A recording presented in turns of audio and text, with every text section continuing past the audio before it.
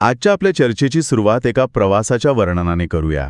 पण हा काही असा साधासुधा प्रवास नाही की नकाशावर 2 ठिकाणं जोडली आणि झालं. नाही, अजिबात नाही. हा प्रवास आहे भीती, आश्चर्य आणि श्रद्धा यांच्या अगदी सीमारेषेवरून चालण्याचा. आपल्याकडे एका मराठी पुस्तकातलं एक पान आहे जे आपल्याला थेट एका घनदाट अनोळखी जंगलात घेऊन जातं.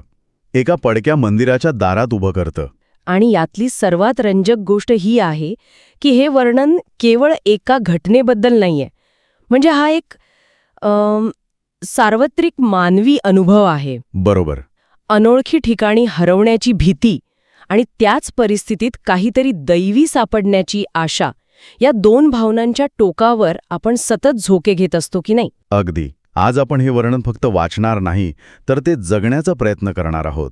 लेखकाने शब्दांमधून जे अनुभवांचं जाळं विणलं आहे ते आपण उलगडून पाहूया. नक्कीच. आपण पाहूया की एका भौतिक प्रवासाला एका भावनिक आणि आध्यात्मिक शोधाचं रूप कसं दिलं गेलंय. चला तर मग या जंगलात प्रवेश करूया. प्रवासाची सुरुवातच एका दडपणानं होते. मल्हारी नावाच्या पात्राचा उल्लेख येतो आणि कुणीतरी त्याला दटावतं. गपरे, भिवून काही बी बरळू नको, म्हसोबाची ही झाडी कशी काय त्याला माहीत झाली? या एका वाक्यात भीती आणि एक प्रकारचा दरारा दोन्ही आहे. पण मला म्हसोबाची झाडी हा शब्दप्रयोग खूप महत्वाचा वाटतो. हो, आहेच. हे नाव त्या जागेला फक्त एक ओळख देत नाही, तर ते त्या जागेचे नियमच ठरवतंय, नाही का? अगदी बरोबर मुद्दा मांडला. खरं तर ही एक प्रकारची कॉग्निटिव्ह मॅपिंग आहे. म्हणजे काय? म्हणजे आपण अज्ञात गोष्टींना नावं देतो, कथा जोडतो आणि त्यांना आपल्या आकलनाच्या चौकटीत बसवतो. हजारो वर्षांपासून माणूस हेच करत आलाय. अच्छा. आपण जंगलांना कुंपण घालून नाही, तर कथा आणि देवतांच्या नावानं ताब्यात ठेवलं आहे. म्हसोबा हे नाव त्या जंगलाला एका अज्ञात भयाण प्रदेशातून एका संरक्षित पवित्र क्षेत्रात रूपांतरित करतं. पण ह्या संरक्षणाची एक दुसरी बाजूही आहे. कोणती दुसरी बाजू? मला वाटलं देवाचं नाव आल्यावर भीती कमी व्हायला हवी. वरवर पाहता तसंच वाटतं, पण देवाचं नाव त्या जागेला नियम देतं आणि नियम मोडण्याची भीती निर्माण करतं. अगदी. आता ते जंगल फक्त झाडाझुडपांचं राहिलं नाही, तर ते एका दैवताचं क्षेत्र आहे. तिथे वावरण्याचे काही अलिखित नियम आहेत, काही सीमा आहेत. म्हणजे आता भीती फक्त जंगली प्राण्यांची नाही, तर एका दैवी शक्तीचा अपमान करण्याची, तिच्या हद्दीत अतिक्रमण करण्याची सुद्धा आहे. ही भीती अधिक खोलवर जाणवणारी असते. वा, म्हणजे भीती कमी होण्याऐवजी तिचं स्वरूपच बदलतं. आणि हे वातावरण पुढे अधिकच गडद होत जातं. हो, सूर्य मावळतोय, जंगलाच्या मध्यभागी अंधार आहे आणि मग लेखकाने एक असा तपशील दिला आहे जो थेट कानांवर आदळतो. तो किड्यांचा आवाज. हो, प्रचंड जंगली किड्यांची किरकिर असह्य वाटली. असह्य हा शब्द फारच प्रभावी आहे. निसर्गातले आवाज सहसा शांतता देतात, पण इथे ते अक्षरशः मानसिक छळ वाटत आहेत. का? असं का? कारण आपली आतली परिस्थिती आपल्या बाहेरच्या जगाच्या अनुभवाला रंग देत असते. जेव्हा आपण थकलेलो असतो, घाबरलेलो असतो, तेव्हा साध्या गोष्टीही मोठ्या आणि त्रासदायक वाटू लागतात. खरंय, अगदी आपल्या रोजच्या जगण्यासारखं आहे. हो ना. दिवसभर काम करून थकल्यावर घरी मुलांचा गोंगाट सुद्धा कधी नकोसा वाटतो. इथे तर ही पात्र जीव घेण्या परिस्थितीत आहेत. त्यांचे पाय आंबले आहेत, चालवत नाहीये. त्यांची शारीरिक आणि मानसिक ऊर्जा संपलेली आहे. बरोबर.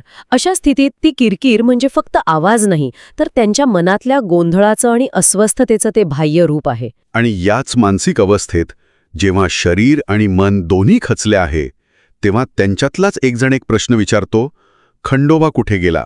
हा प्रश्न खूप महत्वाचा आहे. हे खूप अनपेक्षित आहे.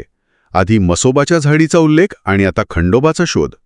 हे लोक वाट चुकलेले प्रवासी आहेत की कोणीतरी तीर्थयात्री? हा प्रश्न या प्रवासाला एक नवीन दिशा देतो. यातून असं सूचित होतं की त्यांचा एक उद्देश आहे. ते केवळ भटकत नाहीत, तर ते काहीतरी शोधत आहेत. अगदी. कदाचित ते कोणत्या तरी तीर्थयात्रेवर निघाले असावेत आणि वाट चुकली असावी. म्हसोबाच्या हद्दीत खंडोबाचा शोध घेतला जात आहे. हे दोन्ही दैवी संदर्भ त्यांच्या प्रवासाला एका धार्मिक शोधाचं वजन देतात.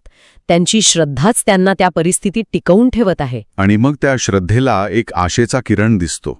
त्यांना ते मंदिर सापडतं. हो. जंगलाच्या मध्यात एका पडक्या मंदिराजवळ पोहोचलो. कल्पना करा त्या क्षणाची. तो असह्य आवाज, तो थकवा, ती भीती, या सगळ्यातून बाहेर पडण्याचा एक मार्ग त्यांना दिसला आहे. पण त्या मंदिराचं वर्णनही मोठं विलक्षण आहे. हो, ते पडकं आहे, पण रानगवताने शृंगारलेलं आहे. जणू काही निसर्गानेच त्याचा जीर्णोद्धार केला आहे. बरोबर. शृंगारलेले हा शब्द खूप काही सांगून जातो. त्यात एक प्रकारचं सौंदर्य आहे, पण त्याचबरोबर एक प्रकारची उदासीनता सुद्धा आहे. उदासीनता? हो. मानवाने श्रद्धेने बांधलेली एक वास्तू निसर्गाने पुन्हा आपल्या ताब्यात घेतली आहे. हे काळाच्या ओघाचं आणि मानवी प्रयत्नांच्या मर्यादेचं एक शक्तिशाली प्रतीक आहे. म्हणजे एका बाजूला आशेचा किरण आहे, पण दुसऱ्या बाजूला एका हरवलेल्या, विसरलेल्या इतिहासाची खूण सुद्धा. अगदी. ती एक सुंदर पण तितकीच भयाण जागा आहे. आणि त्या आशेला आणखी बळ मिळतं जेव्हा त्यांना जवळच एक विहीर सापडते. ती विहीर म्हणजे तर जीवनदानच आहे. अगदी. सगळे तिथे पाणी पिऊन थकवा घालवतात. मला वाटतं त्या क्षणी त्यांना पाण्यापेक्षा जास्त काहीतरी मिळालं असेल. नक्कीच. म्हणजे विचार करा, त्या भयाण, निर्जन जंगलात पाणी मिळणं म्हणजे प्रत्यक्ष अमृत मिळण्यासारखंच आहे. त्या एका क्षणात त्यांची सगळी निराशा, सगळा थकवा कुठल्या कुठे पळून गेला असेल. पण हे फक्त शारीरिक बळ नाहीये. नाही.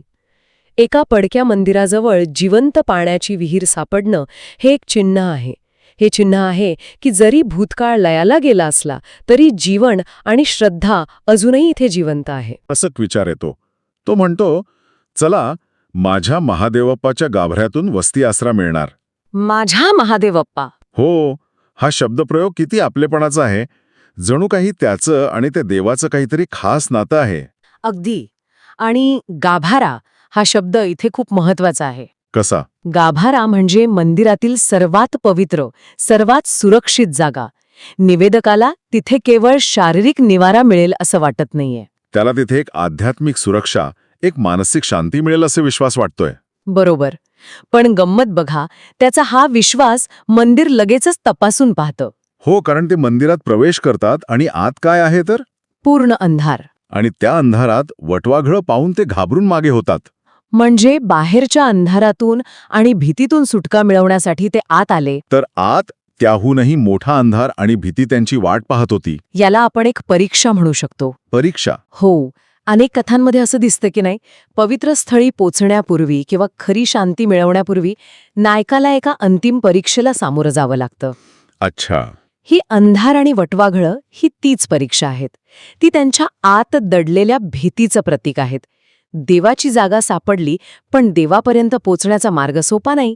तुम्हाला आधी स्वतःच्या आतल्या अंधाराला सामोरं जावंच लागेल. आणि इथेच या वर्णनाचा खरा टर्निंग पॉइंट येतो. या अंधारातच प्रकाशाचा जन्म होतो. हो. कोणीतरी चकमक घासून शेकोटी पेटवली. तो क्षण, ती पहिली ठिणगी, आणि मग हळूहळू पसरणारा तो प्रकाश. त्या प्रकाशात काय दिसणार याची उत्सुकता आणि भीती दोन्ही दाटून आली असेल. अगदी. अंधार आणि प्रकाशामधला हा फरक केवळ भौतिक नाहीये, तो ज्ञानात्मक आणि आध्यात्मिक आहे. प्रकाश केवळ वस्तू दाखवत नाही, तर तो सत्य प्रकट करतो, तो रहस्य उलगडतो. इतका वेळ जे काही त्या अंधारात लपलेलं होतं ते आता समोर येणार होतं. आणि जे समोर आलं ते त्यांच्या कल्पनेच्या, त्यांच्या श्रद्धेच्या पलीकडचं होतं. हो, कारण त्या प्रकाशात जे दिसतं ते थक्क करणारं आहे. निवेदकाची प्रतिक्रियाच सर्व काही सांगून जाते. तो म्हणतो, पूर्ण दगडात असलेल्या त्या मंदिरात चौकोनी डोळे विस्फारले, अंगावर काटे आले आणि भीतीनं अंगारानं गोळे. अरे बापरे. हे प्रतिक्रिया कशामुळे आली? तर मंदिरात असलेल्या कोरीव खांबांमुळे. साधे खांब पाहून अशी अवस्था का व्हावी? तोच प्रश्न आहे. त्या खांबांवर असं काय कोरलं असेल? ही एक खूपच गुंतागुंतीची आणि आदिम भावना आहे. यालाच पाश्चात्य सौंदर्यशास्त्रात द सबलाईम असं म्हणतात. द सबलाईम? हो. किंवा उदात्ततेचा अनुभव. ही केवळ भीती नाही किंवा केवळ आश्चर्य नाही, हा एक असा अनुभव आहे जिथे एखादी भव्य, अवाढव्य आणि अनाकलनीय गोष्ट पाहून मनात भीती आणि पूज्य भावना एकत्र दाटू येतात. उदाहरणार्थ? जसं की तुम्ही एखाद्या उंच कड्यावर उभं राहून खालची दरी पाहता किंवा समुद्राचं रौद्र रूप पाहता, तेव्हा जो अनुभव येतो तो हाच. ते कोरीव खांब इतके भव्य असतील किंवा त्यावरील कोरीव खांब इतकं विलक्षण असेल की ते पाहून निवेदकाला स्वतःच्या लहानपणाची जाणीव झाली असेल. म्हणजे ते एका प्रेमळ, आसरा देणाऱ्या महादेवप्पाच्या शोधात आले होते. आणि त्यांना सामोरं जावं लागलं ते विश्वाचं विराट, अनाकलनीय आणि काहीशा भीतीदायक रूपाला. काय विरोधाभास आहे हा. बरोबर. त्या खांबांवर कदाचित देवतांची सौम्य रूपं नसतील. तिथे कदाचित महादेवाचं तांडव असेल. किंवा देवीचं रौद्र रूप. हो, किंवा पौराणिक कथांमधील घनघोर युद्धांची चित्र असतील. जे काही होतं ते शांत आश्वासक नक्कीच नव्हतं. ते शक्तिशाली होतं, ते आदिम होतं. ते पाहून त्यांना जाणवलं असेल की देव म्हणजे केवळ नवस पूर्ण करणारी शक्ती नाही तर ही सृष्टी चालवणारी एक प्रचंड अनाकलनीय ऊर्जा आहे. जी एकाच वेळेस निर्माणही करू शकते आणि विनाशही. आणि या सगळ्या भीती आणि आश्चर्याच्या वादळानंतर त्या भव्य आणि भीतीदायक खांबांच्या पलीकडे त्यांना शेवटी काय सापडतं? ते खूप सुंदर आहे. एका कोपऱ्यात निरंजन लावण्याचा कोपरा. या एका छोट्याशा वाक्याने सगळं वातावरणच बदलून टाकलं. अप्रतिम. हे त्या संपूर्ण प्रवासाचं सार आहे नाही का? म्हणजे त्या भव्य अनाकलनीय भीतीदायक अनुभवानंतर शेवटी त्यांना एक छोटीशी मानवी आणि पवित्र जागा सापडते, निरंजन लावण्याचा कोपरा. ही जागा पूजेची आहे, श्रद्धेची आहे, शांतीची आहे.